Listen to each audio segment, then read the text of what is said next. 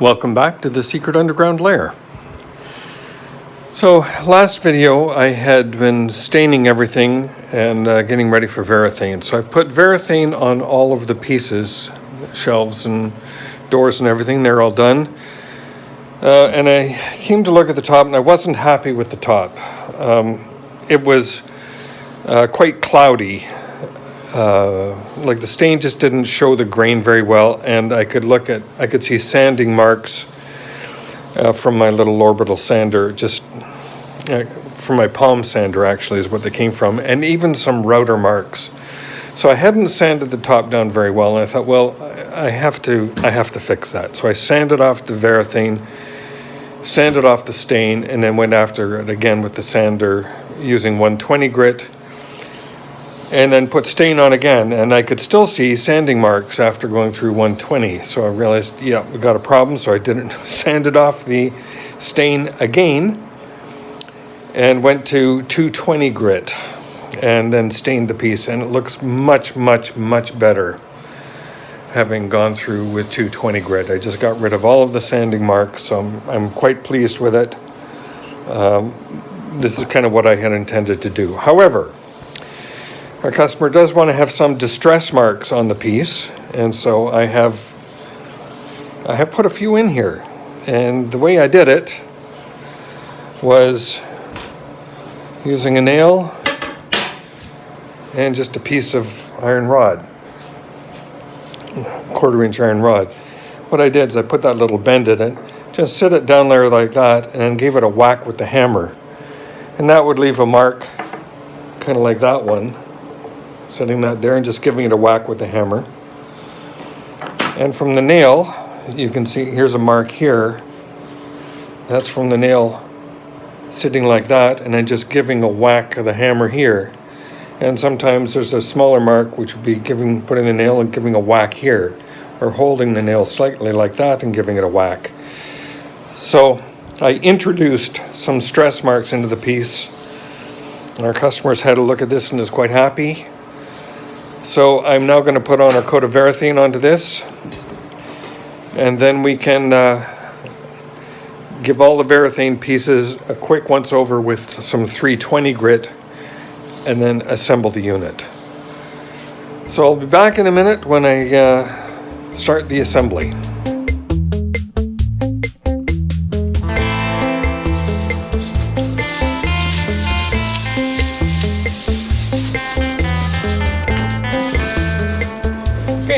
That finishes up the sanding.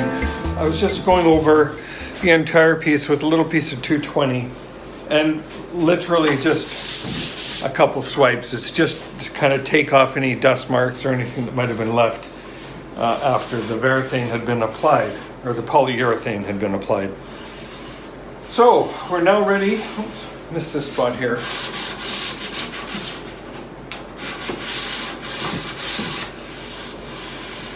You know, you may notice in videos I'm constantly running my hands over the piece, and it's just by habit. I'm just looking for any variations or rough spots or anything. I'm just doing that constantly. Okay, so we're now ready to assemble, and that means the first thing I want to do is get my anchors. I'm going to put 6 anchors on the legs that will be used to hold the top in place. And those anchors are these little figure 8 brackets. So I'm going to be using these little guys, one on the top of each leg, and then the other screw will go into the top. So this requires that I countersink a location here with a Forstner bit. So I'm going to use a 5/8-inch Forstner bit to drill a little bit of a recess. That'll sit down in the recess, and then it'll screw directly into the top. So I need to make 6 of them. I'll get them set up in the drill and come back when I'm ready to put those on. All right, I have my bit positioned here, and I'm just going to go really slowly.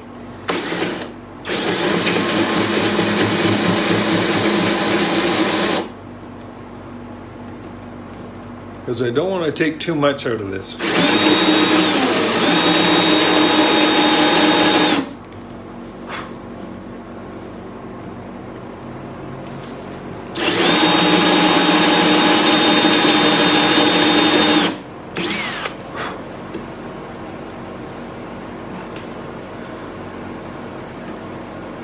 think that's going to be just enough. Now I am going to need to use a chisel just to kind of finish that out. So the first thing I'm doing is I'm just using a little X-Acto knife, and I'm just scribing the outside of that leg at about the bottom of the hole that we cut, just because I don't want to, when I use the chisel, I don't want to be tearing out more than I need to if I can avoid it. Okay, and then with a chisel, and I'm just going to do this by hand, not even with a hammer.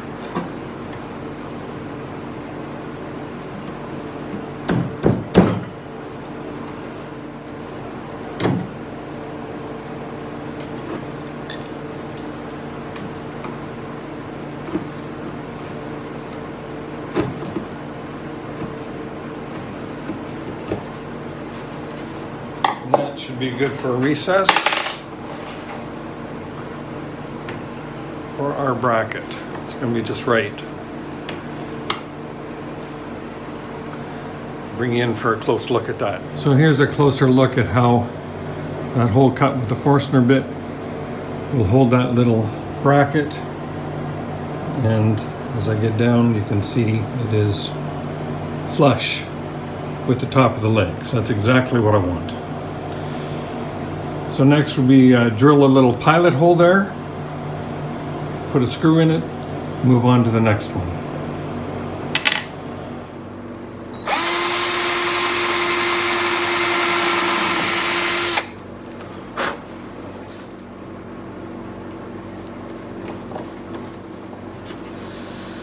One of the benefits of using these little figure-8 clamps is that as the top expands and contracts, these allow a little bit of movement. So perfect thing for holding a wide piece of wood. All right, I'm going to do the same thing for the other 6 legs. I'll come back when that's done. And we now have our brackets installed on each of the legs. One on this side, one on the other side on the center legs. And got 2 down here. And our top, the Varathane, is now dry to the touch, so I'm going to move the top on top of the cabinet and come up from underneath to drill the holes and screw that in place. Set the camera up so you can see that happen.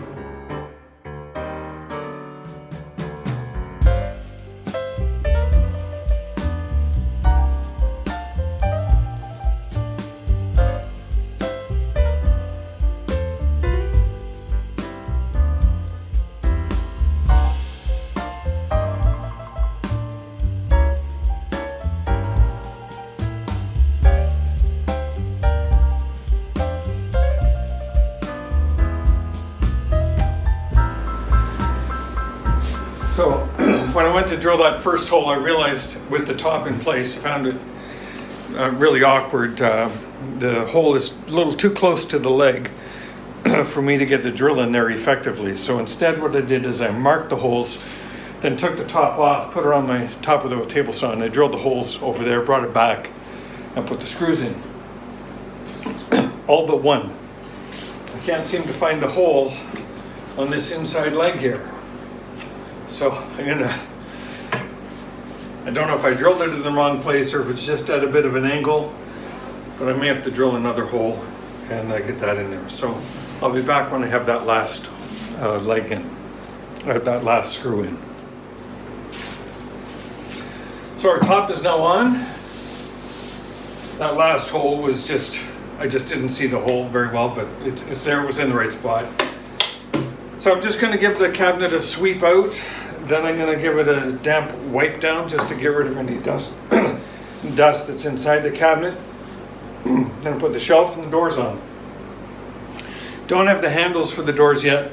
haven't picked exactly which ones we want, so that'll be coming in the very near future, but for now, let me get this all set up.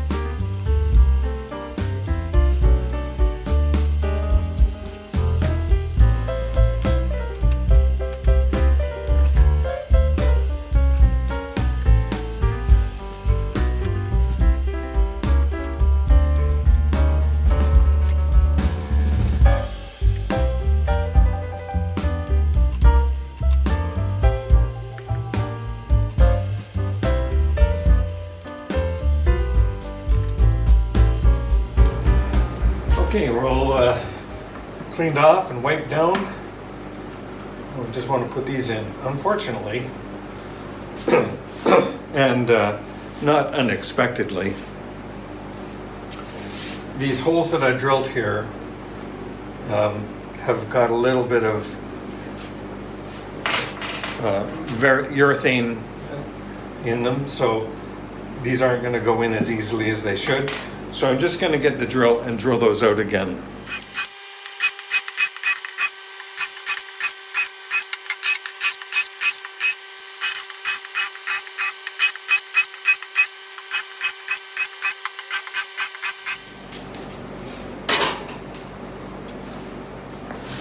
Got a little bit of dirt all over my nice clean cabinet.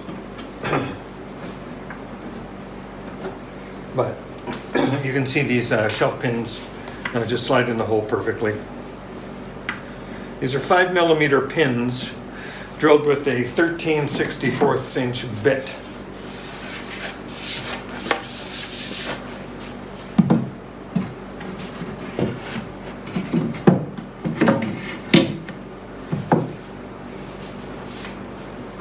And these may not be the final resting place for the shelves, but that's where they're starting.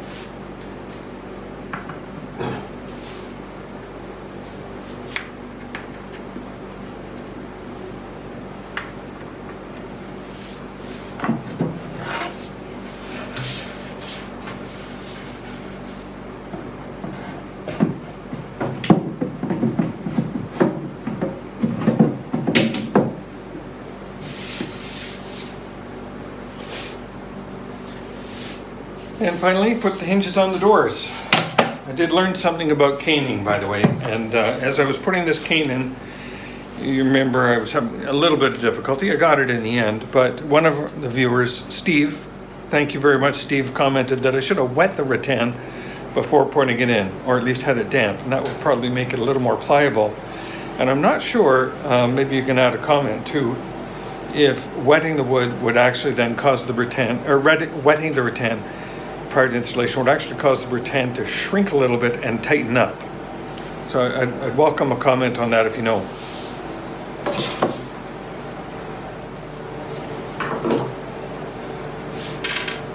Now with our hinges labeled for upper, I know exactly where this is going to go, right here.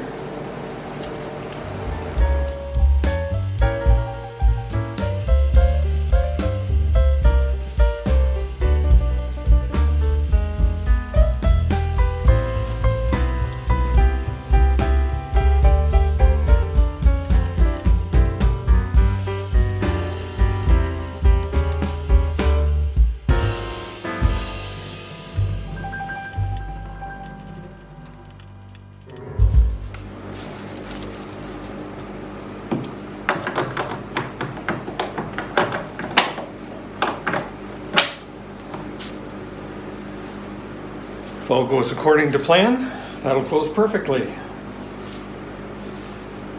Excellent. Okay, just do the other doors. I'll get you on time lapse while I go through that. And I'll put on our 3M handles, just so that I have a way to open the doors.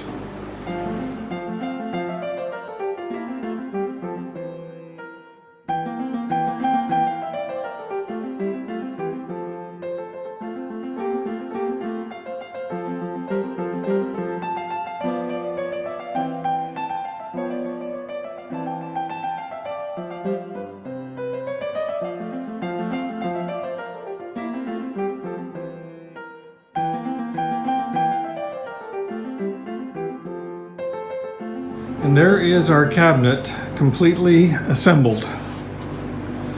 So the Brian Gluckstein console, Brian Gluckstein inspired console, build comes to an end.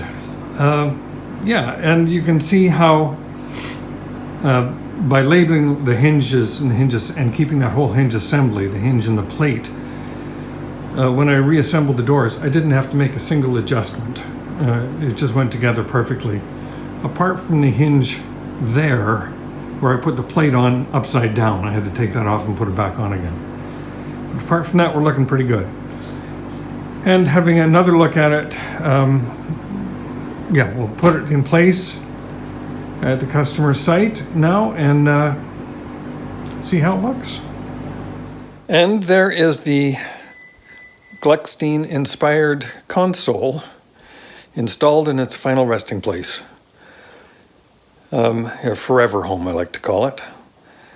The wicker or the rattan on the front of the cabinets now, you can start to see why it's there. All the electronics are behind that rattan, and the remote controls actually work through the rattan, so nothing needs to be on top of the cabinet. I also had to drill another hole just kind of in the top right of that section of the cabinet to feed some wires from the television HDMI cables and power cable into the cabinet, and then from there they fish down underneath. The hole that I put down here in the bottom left brings in cable and power, and we put a power bar inside the cabinet itself. So there it is, the Gluckstein inspired console, now complete.